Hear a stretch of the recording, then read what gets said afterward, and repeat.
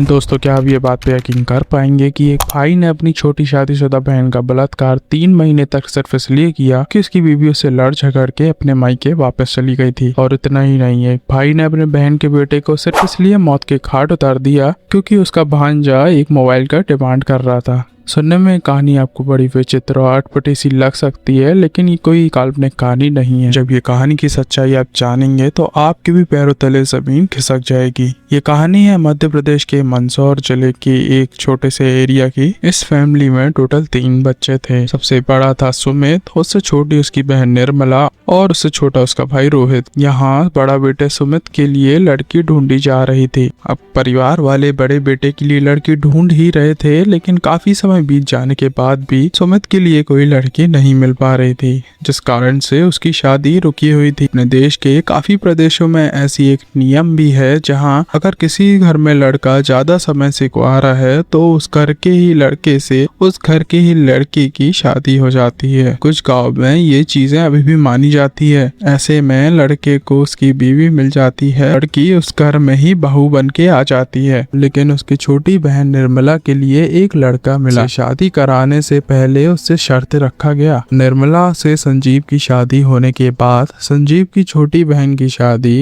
निर्मला के बड़े भाई यानी सुमित से करानी होगी। आगे सुमित की उसकी बीवी के साथ शादी हो जाती है, साथ एक बेटी होती है। चीजें ठीक चल ही रही होती है कि अचानक उसकी अपनी बीवी से काफी लड़ाइयाँ होने लगती है। शादी के 1-1.5 साल तक ये लड़ाई इतनी बढ़ जाती है कि सुमित की बीवी उससे लड़ झगड़ के अपने घर मायके वापस चली जाती है। वो तो उसके घर तक भी पहुंच जाता है कि अपनी बीवी को वो लेके ही जाएगा, लेकिन उसकी बीवी आने को तैयार ही नहीं होती। करीबन ऐसे ही 1 साल बीत जाता है, लेकिन सुमित की वाइफ उसके घर वापस नहीं आती। इस गुस्से में वो अब की बार जाके निर्मला को ही अपने साथ वापस ले आता है। उसकी बहन निर्मला, जो कि उसकी बीवी के भाई के साथ शादी हुई थी, वो कहता है कि जब तक उसकी बीवी घर नहीं आएगी निर्मला को भी वो जाने नहीं देगा। निर्मला इस चीज के खिलाफ रहती है, लेकिन उसके भाई के आगे वो हार जाती है। और इतना ही नहीं, वो अपनी बहन से जॉब भी करवाता है कि अपना खर्चा तुझे खुद देखना होगा। और उसके 4 साल का बेटा उसके साथ ही उसके मायके में रहता है। दिन ऐसे ही बीत जाते हैं और 2021 से 22 का समय आ जाता है। फिर एक दिन जब घर में कोई नहीं होता, सिर्फ सुमित और निर्मला उसकी छोटी बहन होते हैं, तो वह अचानक से पीछे से आके अपनी बहन को पकड़ लेता है और उसके साथ अश्लील हरकतें करने लगता है। ऐसे में निर्मला उससे कहती है कि मुझे छोड़ दो, मैं तुम्हारी छोटी बहन हूँ, मेरा 4 साल का बेटा भी है।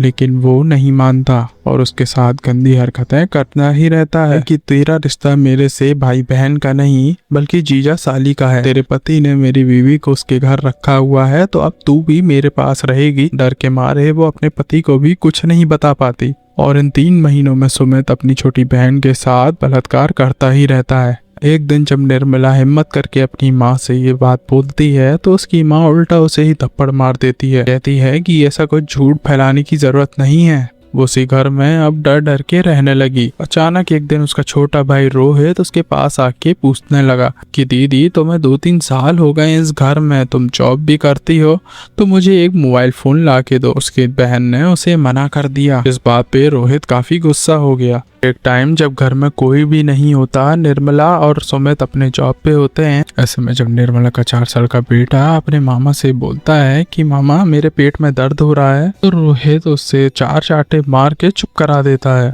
रोहित के दिमाग में वैसे ही वो गुस्सा होता है कि उसकी बहन ने उसे फोन नहीं दिलाया। वह निर्मला के बेटे से कहता है कि आज मैं तुम्हें ऐसी दवाई दूंगा कि तुम अच्छे से ठीक ही हो जाओगे। वह जाके कीट मारने की दवाई को पानी में घोल देता है और अपने भांजे को पिला देता है, जिससे उसके भांजे की तबीयत खराब होने लगती है। और जैसे ही उसको पता चलता है कि उसका 4 साल के बेटे की हालत खराब हो गई है, वह उसे हॉस्पिटल लेके भागती है, जहाँ पे उसके बेटे की मौत हो जाती है। जब उस 4 साल के लड़की की मौत की खबर उसके पिता तक पहुंचती है, वह दौड़ा चला आता है। इस चीज की खबर वह सीधे पुलिस थाने में करता है। इसके बाद सीधे पुलिस सुमित के घर हमला बोलती है, जहां सब चीजों का खुलासा होता है। यह खबर फैलते ही पूरे एरिया में सनसनी मच जाती है। ऐसे सुमित ने अपनी ही बहन के साथ काफी टाइम तक बलात्कार किया और उसके छोटे भाई रोहित ने अपने ही भांजे का कत्ल कर दिया। यह चीजों से पता चलता है जब इंसान के दिमाग में हैवानियत घुस जाती है तो वह रिश्तों की सीमाएं को भी लांघ देते हैं।